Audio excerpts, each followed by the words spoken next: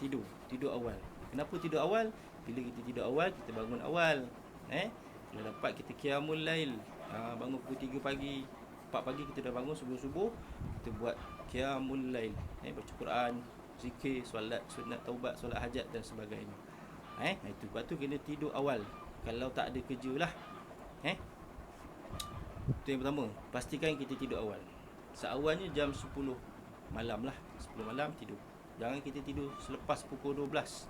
Di barang kita lemah, barang kita tak ada tenaga. Lepas tu tidur paling awal sebaiknya lepas isyak. Tapi kita lepas isyak kan ada kerja rumah ke, nak kemas baju, kemas beg sekolah dan sebagainya. Paling awal pastikan 10 tu kita dah tidur dah. Mak ayah pastikan anak-anak pukul 10 dah tidur. Itu yang pertama, tidur awal ya. Jadi nak tidur awal tu jangan terus tidur. Kena ambil wuduk dulu. Ini adab yang diajarkan oleh Nabi kita. Nabi sebelum tidur berwuduk. Berwuduk. Wuduk macam biasa, macam Nabi semayang tu. Berwuduk. Itu yang kedua. Kalau dah berwuduk kemudian batal semayang, batal air wuduk tadi, apa nak buat? Tak jadi masalah. Yang penting kita dah berwuduk tadi. Lepas kita dah baring tidur, dah baring, kok kita buat perkara yang batalkan wuduk tu tak jadi masalah kan. Kita terpegang kemaluan kita ke contoh, tak jadi masalah. Yang penting kita dah berwuduk awal tadi. Bukan kita nak berwuduk sepanjang tidur. Tidak. Cuma perbuatan sebelum tidur tadi, ambil air semayang. Banyak berkatnya. Baik, itu yang kedua. Yang ketiga, lepas dah ambil wuduk, kita pergi ke tempat tidur kita, katil kita, tilam kita tu, apa kita nak buat? Kita kibas pakai selimut ke, pakai apa-apalah yang boleh kita kibas atas tilam kita tu. Yang pertama nak buang benda-benda kotor, habuk dan sebagainya. Yang kedua, kenapa Nabi ajar kita supaya kita kibas? Kerana ditakuti di atas tilam kita atau tempat kita tidur tu ada benda kita tak nampak, ya. Maklumlah kita kat dunia ni bukan kita saja yang ada, ya. Kita ni berkongsi alam dengan benda kita tak nampak, ya. Jadi cara Nabi ajar, masa nak kibas tu kita baca la haula wala quwwata illa billahil aliyyul azim. Kibas. Itu dia, supaya benda-benda yang tak nampak ni dia akan pergi jauh-jauh. La haula wala quwwata illa billahil aliyyul azim. Kibaslah. Pertama nak buang habuk, buang kotoran dan sebagainya. Yang kedua kita nak menghalau sekiranya ada apa-apa yang tak nampak lah. Tu yang kadang-kadang bila kita tak buat, tak kibas macam tadi tu, kita akan selalu diganggu, kita akan ditipu. Kita tahu macam ada benda menimpa kita, ditindih. Istilahnya ditindih, tak boleh nak bangun. Joget pun tak dengar suara. Ini salah satu sebabnya. Sebab itu sebelum tidur kibas dulu. Baca la haula wala quwwata illa billah illa aliyul azim. Kibas. Insya-Allah selamat. Kita bertawakal kepada Allah Subhanahu wa taala. Baik, anak-anak murid yang disayangi Allah sekalian, dekat ni boleh faham. Baik, tu yang ketiga. Yang keempat, membaca basmalah. Basmalah ni maksud bismillahirrahmanirrahim. Nak naik katil tu bismillah. Ini amalan kita lah, bukan setakat kita nak naik katil je. Masuk rumah bismillah, bagi salam assalamualaikum, bismillah, pakai selipar bismillah. Ini amalan kita sebagai orang Islam. Pakai baju bismillah, masuk kereta bismillah, makan bismillah, apa lagi, semualah. Kita mulakan dengan bismillah. Baik. Yang kelima, pada bismillah naik katil tadi, kita baring. Ini Nabi ajar. Cara Rasulullah tidur ialah tidur mengiring di sebelah kanan. Maknanya kita tidur mengiring kanan. Maknanya di sebelah kanan badan kita kanan. Banyak hikmah dia. Nabi tak ada suruh saja-saja. Dia ada faedah dia. Apa antara faedahnya? Kalau dari sudut kesihatan, dari segi badan kita belah kanan ni, dia akan dapat merehatkan perut. Dia akan merehatkan perut dan jantung kita. Nampak? Jantung kita belah kiri, perut belah kiri. Bila kita mengiring belah kanan, jadi kita jantung kita berada dalam keadaan yang selesa, yang selamat. Nampak? Selesa. Perut kita pun okey. Tapi kalau kita baring sebelah kiri, dia akan menghempit kita punya jantung. Jantung kita akan terhempit. Perut kita akan terhempit. Itu sebabnya Nabi ajar tu. Tak percaya, balik nanti buat. Tu nampak. Jadi Nabi tidur sebelah kanan. Tapi lepas dah tidur nanti kita tak sedar macam mana ustaz? Itu tak mengapa. Yang penting mula kanan. Ambil berkat sunnah Nabi. Barang siapa yang mengamalkan sunnah di akhir zaman ni, pahala dia mati syahid. Masya Allah, hebat. Mengamalkan satu sunnah daripada sunnah Nabi, pahala dia seumpama orang mati syahid. Masya Allah. Zaman Rasulullah dulu nak dapat mati syahid, kena pergi berperang. Kena bunuh, mati syahid. Baru dapat pahala syahid. Kita hari ni akhir zaman tak payah nak pergi perang dah. Tak payah nak bawa parang, tak payah nak angkat pistol, senapang. Cara dia hidupkan sunnah. Hidupkan satu sunnah saja, pahala je umpama orang yang pergi berjihad mati syahid. Besar pahala dia anak-anak ya. Baik. Jadi di belah kanan lah. Walaupun kita selesa belah kiri, kita tak nak mesti nak kiri juga. Tak apa, kita mulakan kanan. Lepas tu nak kiri lah. Lepas tu tentang apa tu, itu tak punya masalah. Dah tidur kita mana sedar, tak sedar kan. Cuma nak mula tu kanan. Tu dia, cantik Nabi ajar. Baik. Dan Nabi sangat muliakan belah kanan. Nabi apa-apa mesti kanan. Sikat belah kanan, minum tangan kanan, pakai baju belah kanan, semua kanan lah. Baik. Yang kelima. Yang keenam, adab sebelum tidur. Yang keenam ialah baca doa dan berzikir. Jangan menyanyi. Kita sebelum tidur kita menyanyi. Nyanyi boleh, nyanyi lagu baik-baik lah, zikir, tasbih ke dan sebagainya. Nabi ajar baca doa dan berzikir.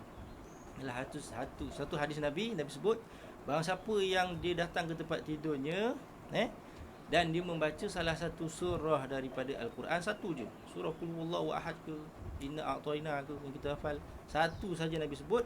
Barang siapa yang baca satu surah sebelum tidur, tak kisah surah apa, dia akan dijaga oleh malaikat. Malaikat akan datang jaga dia. Maka dia akan jauh daripada berbahaya, musibah.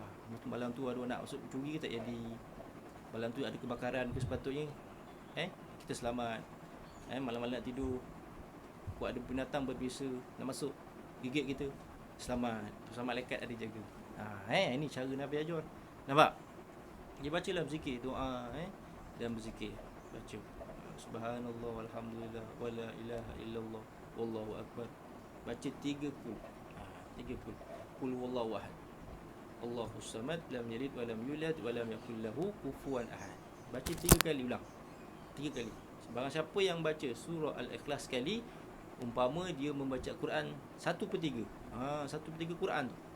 Barang siapa yang membaca surah Al-Ikhlas 2 kali, dia telah membaca 2/3 Al-Quran. Nampak? Barang siapa yang baca 3 kali surah Al-Ikhlas, Qul huwallahu ahad, seumpama dia membaca satu Al-Quran. Dah juzuk 30. Nampak? Mudah aja Allah bagi. Nabi bagi tips macam mana kita nak khatam Quran dengan cepat. Baca 3 kali. Settle. Jadi sebelum tidur, baca apa-apa surah. Inna A'tayna pun boleh. Qul huwallahu ahad, apa-apalah. Jangan kita terus tidur. Zikir sekejap boleh. Allah subhanallah walhamdulillah wala ilaha illallah Allahu akbar boleh. Dan doa khusus yang Nabi ajar sebelum tidur, semua orang mungkin dah hafal. Nanti balik baca sebelum tidur, baca ya. Doa ni adalah bismikallahumma ahya wa amut. Itu yang terakhir tu. Pada ambil wuduk, dah kibas, dah pastikan kita punya kedudukan badan dah betul, dah berzikir, dah baca surah tadi 3 kul, akhir sekali tutup dengan membaca doa. Baca doa bismikallahumma ahya wa amut, yang bermaksud dengan namamu ya Allah, aku hidup dan aku mati. Kita mati hidup ni semuanya di tangan Allah. Kita berserah kepada Allah Subhanahu wa taala. Ini tu adab-adab ni. Sebelum tidur pastikan buat. Jangan sebelum tidur terus lompat di atas katil. Tak dapat pahala. Kita boleh tidur dapat pahala. Tidur pun boleh dapat pahala. Banyak sebenarnya adab-adab. Antara adab lain kita maafkan orang. Sebelum tidur kita maafkan orang. Ya Allah, aku maafkan semua kesalahan yang orang yang ada dengan aku. Ada kesalahan dengan aku maafkan semua. Masya Allah. Dengan harapan supaya orang yang ada kesalahan dengan kita ada kesalahan dengan orang, kita ada buat kesalahan dengan orang tu pun maafkan kita. Harapannya macam tu. Nampak? Tu cara dia. Faham ni? Faham anak-anak ya? Baik, alhamdulillah. Itu adab sebelum tidur. Sebelum tidur. Tidur itulah antara adab-adabnya. Kalau dapat buat, alhamdulillah ya. Ibu ayah pastikan anak-anak buatlah. Tidur awal. Kemudian ambil wudu. Ajar anak-anak daripada kecil supaya mereka biasa. Kemudian jangan kita terus baring. Kalau boleh ambil selimut ataupun apa-apa kain, kita kibas dulu tempat tidur. Kemudian nak naik katil tu, bismillahirrahmanirrahim. Kemudian belah kanan, pastikan landing belah kanan. Akhir sekali zikir sikit, baca surah sikit, dan akhir sekali tutup dengan membaca doa. Bismillahirrahmanirrahim. Ahya wa amut. Pejam mata. Tawakal kepada Allah Subhanahu wa ta'ala. Anak-anak yang dikasihi Allah sekalian. Kemudian kita tengok pula adab selepas bangun tidur. Tadi sebelum tidur nak buat apa? Ni adab selepas bangun tidur. Apa yang Nabi ajarkan? Sebelum ada adab, nak bangun pun ada adab dia. Bukan main bangun saja ya. Ada adab dia. Jadi amalan selepas bangun tidur, buku surat 123. Anak-anak yang ada buku teks boleh buka lah, nanti baca balik ya. Okey, yang pertama lepas dah bangun tidur tu, kita celik je mata kan, bangun tidur. Jangan ingat makanan. Ada orang celik, apa mak masak hari ni apa sarapan mak masak, ada bau ada ni. Tak. Bangun tidur, yang pertama Nabi ajar baca doa. Doa sini semua orang biasa dengar. Doanya Bismillahirrahmanirrahim. Alhamdulillahilladzi ahyana ba'dama amatana wa ilaihin nusyur. Tu yang panjang. Yang panjang tu. Kalau malas baca pendek alhamdulillah. Celik mata je. Alhamdulillah, hidup lagi. Nampak? Kita tidur ni kan kita mati sekejap. Kita tidur ni kita mati sekejap. Allah ambil roh kita. Roh kita keluar berjalan tu. Roh kita berjalan tu, kita jumpa nenek kita. Kan? Kita jumpa atuk kita. Kita pun cakap dengan mak dalam tadi jumpa atuk. Jumpa nenek lah. Memang roh kita keluar. Roh kita berjalan, jumpa kawan-kawan. Itu. Allah keluar, Allah pegang. Al-Quran Allah sebut, Allah pegang roh kita. Sampai masa Allah lepaskan. Lepas masuk balik jasad, hiduplah kita. Ditakdirkan malam tu Allah tak lepaskan roh kita. Masya Allah. Kalau tak lepaskan roh kita, maknanya meninggallah kita pada pagi itu.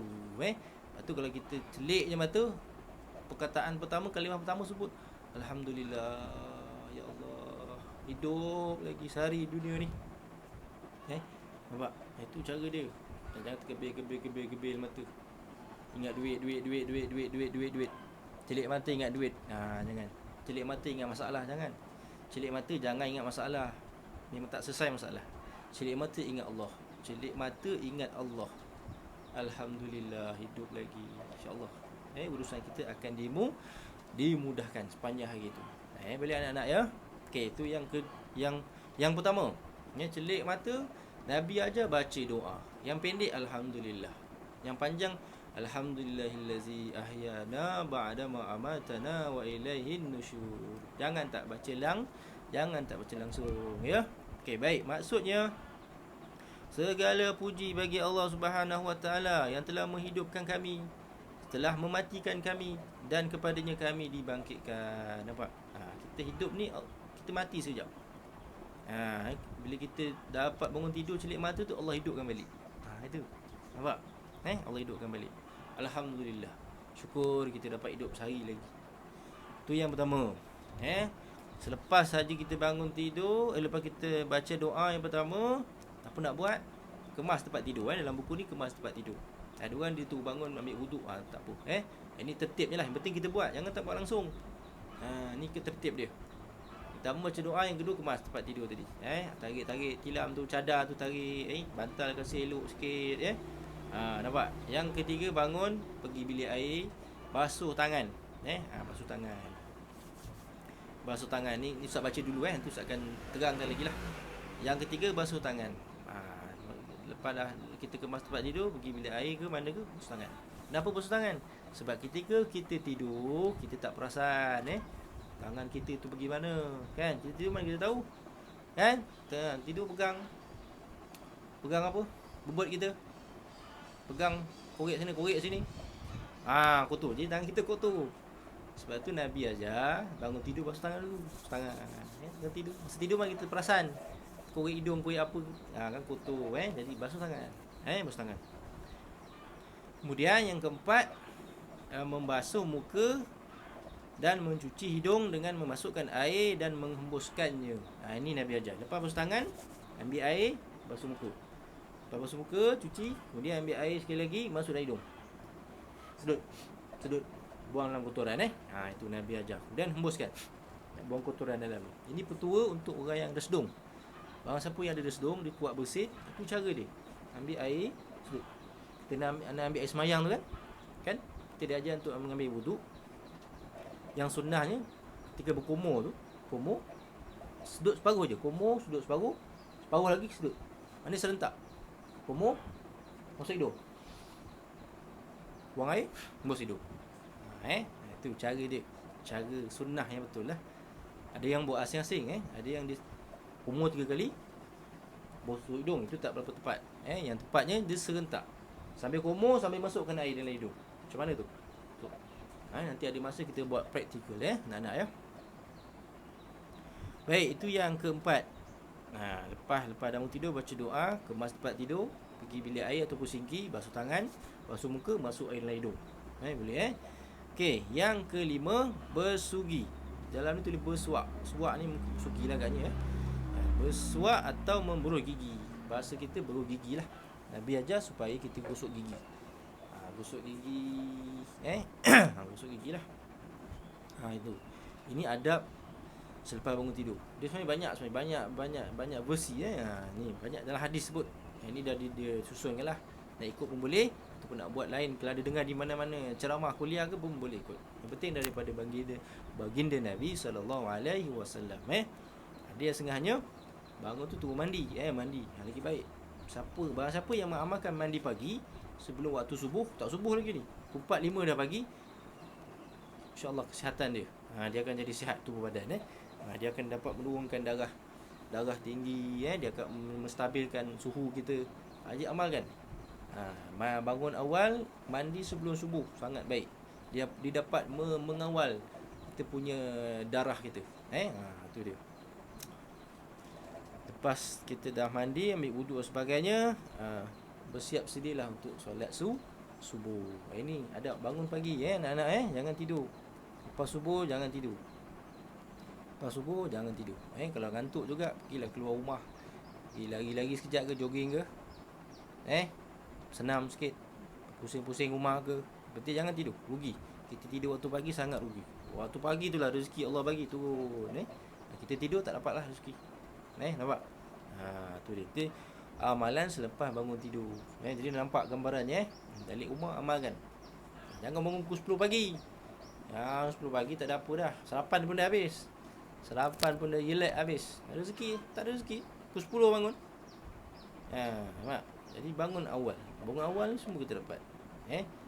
Itu dia. Jadi itulah sedikit amalan adab sebelum tidur yang diajarkan oleh siapa? Ustaz hanya menyampaikan saja. Ini diajarkan oleh baginda Nabi kita Muhammad sallallahu alaihi wasallam. Jadi ikutlah anak-anak, buat. Tak dapat buat semua, buat sikit-sikit. Jangan tinggal semua. Itu kaedah dia. Tak dapat buat semua, jangan tinggal semua. Ambil sikit, buat sikit-sikit. InsyaAllah amalkan boleh. Baik. Kemudian dalil nakli. Baca sikit dalil nakli, muka surat 123. Siapa ingat lagi Ustaz ajar, maksud dalil nakli ni sama ada Al-Quran ataupun hadis Nabi. Al-Quran daripada Allah, hadis daripada Nabi Muhammad sallallahu alaihi wasallam, antara dua. Jadi kita nak baca sikit dalil nakli. Bila orang tanya apa bukti yang Nabi buat macam gini ni, pandai-pandai je. Siapa cakap Nabi bangun tidur sebelum tidur macam ni? Ada bukti. Dalil ada, dalilnya qala Rasulullah sallallahu alaihi wasallam, daripada Nabi sallallahu alaihi wasallam. Nabi berkata, iza ataita madja'aka fatawadda wudu'aka lis-salati summa taji' ala shikkikal ayman. Riwayat Al-Bukhari dan Muslim. Hadis ini diriwayatkan oleh sahabat Nabi, Bukhari dan Muslim. Maksudnya, apabila engkau hendak tidur, maka hendaklah berwuduk. Mana Nabi sebut ni? Sebelum nak tidur wuduk lah. Terlebih dahulu, sebagaimana wuduk untuk solat, dan kemudian berbaringlah mengiring di sebelah kananmu. Nabi sebut kan, kita pandai-pandai Nabi dah ajar lama dah. Jadi Nabi kata sebelum tidur, ambillah air semayang, wuduk seperti mana nak ambil semayang tu lah. Ambil wuduk. Kemudian baringlah di sebelah kanan, macam kita bincang tadi lah. Banyak faedahnya. Antaranya dari segi fizikal kita, badan kita sihat. Pertama, dapat sunnah Nabi. Barang siapa yang menghidupkan sunnahku, pahala ganjarannya umpama orang mati syahid. Ada sebagian hadis lain menyebut 100 pahala orang mati syahid. Banyak tu tuan-tuan. Anak-anak yang dirahmati Allah sekalian. Sekarang ni ada masalah. Kalau masalah boleh tanya ustaz dalam grup tu. Tanya ustaz, saya tak faham. Nanti kita akan terangkan lagi lah. Ini untuk pelajaran kita pagi ini. Kemudian kita tengok lagi muka surat 124. Sikit lagi. Kemudian kepentingan mengamalkan adab tidur mengikut sunnah. Kepentingan ni, kenapa kena amalkan adab tidur yang diajarkan oleh Nabi kita, Nabi Muhammad sallallahu alaihi wasallam ni? Yang pertama, Ustaz baca, menjadi satu ibadah dalam kehidupan. Nampak? Bila sebut ibadah ni, niat kerana Allah, dapat pahala. Kan kita kena pahala. Pahala ni tiket. Kita nak masuk syurga, mesti ada tiket dia. Tiket dia pahala lah. Pahala tak cukup, tiket tak cukup, tak boleh masuk. Kita nak pergi stadium, tengok bola, tiket tak ada, boleh masuk? Tak boleh. Nampak? Kita nak masuk stadium lah, nak masuk panggung wayang, ada tiket. Mesti ada tiket. Nak masuk syurga pun ada tiket. Kena ada tiket dia. Nak beli tiket dia kena ada pahala. Pahala tak ada, tak boleh masuk. Nampak? Jadi kita kena rebut peluang ni. Nak tidur pun ada pahala dia. Nampak? Itu yang pertama. Yang kedua, menjaga kesihatan. Nampak? Nabi ajar tidur belah kiri, belah kanan, untuk menjaga jantung dan perut kita. Tak percaya buat. Yang kedua, menjaga kesihatan fizikal dan mental. Yang ketiga, melaksanakan sunnah. Ini sebagai lambang kita orang Islam, tanda sayang kita kepada Nabi. Kita buatlah, kita hidupkanlah sunnah Nabi. Nampak? Sunnah Nabi banyak, terlalu banyak. Antaranya cara tidur tadi lah. Banyaklah cara Nabi. Cara Nabi pakai baju, cara Nabi masuk bilik air, cara Nabi minum, cara Nabi berjalan. Nabi kalau berjalan laju. Sahabat kata Nabi ni kalau berjalan dia berlaju. Maknanya Nabi ni seorang yang tegas. Dia cergas orangnya, jalan laju. Dan lelah, sahabat ikut belakang penat ikut Nabi. Seolah-olah Nabi ni tengah turun bukit, padahal jalan tegak. Menunjukkan Nabi jalan laju. Jangan lembik aja itu. Itu yang ketiga, melaksanakan sunnah. Yang keempat, dapat pahala. Itu kita nak pahala tiket tadi. Dapat pahala daripada Allah Subhanahu wa ta'ala. Yang keempat. Yang kelima, yang terakhir, menghindari diri daripada gangguan syaitan. Nampak? Ini. Itu penting kita jaga adab. Ambil wuduk. Kemudian kita kibas tempat tidur. Kemudian baca zikir. Kalau tak nak zikir, baca surah. Satu surah. Ustaz cadangkan baca Qul huwallahu ahad. Ada hadis dia. Baca 3 kali. 3 kali seumpama kita khatam Quran. Ataupun tak kisahlah mana-mana. Yang ni surah. Yang ni satu surah. Kalau siapa yang membaca satu surah daripada Al-Quran, jadi akan dilindungi. Malaikat akan datang jaga sepanjang dia tidur. Itu dia. Itu yang kelima, untuk mengganggu daripada syaitan tadi. Jadi kita pun tidurlah keadaan selamat. Bangun pun alhamdulillah. Pada bangun, bacalah doa. Paling ringkas, alhamdulillah. Nak lebih panjang sikit, alhamdulillahillazi ahyana ba'da ma amatana wa ilaihin nusyur. Itulah antara adab-adab untuk sebelum tidur dan juga selepas tidur. Untuk pelajaran hari ini, Ustaz harap Anak-anak murid sekalian boleh faham. Kalau tak faham boleh tanya, ya. Boleh baca balik, ulang-ulang balik. Dan paling penting amalkan, ya. Ibu ayah pastikan anak-anak buat. Ibu ayah buat dah kan. Ibu ayah dah buat. Dia nak pastikan anak-anak dia buat pula. Pastikan, insya-Allah dapat pahala. Ha, kalau anak-anak buat, ustaz pun dapat pahala, dapat saham, Alhamdulillah, Jadi saya rasa cukup sekadar itu. Moga-moga bermanfaat untuk pelajaran hari ini. Siapa yang ada tak faham, baca dulu, baca. Ada tak faham boleh tanya mak ayah, nak tanya ustaz pun boleh. Dan kalau ada latihan dia ustaz akan bagi, insya-Allah. Jadi cukup sekadar itu, insya-Allah kita akan berjumpa lagi di lain masa. Kita tutup dengan membaca lafaz Assalamualaikum warahmatullahi wabarakatuh. Kita jumpa lagi. Bye.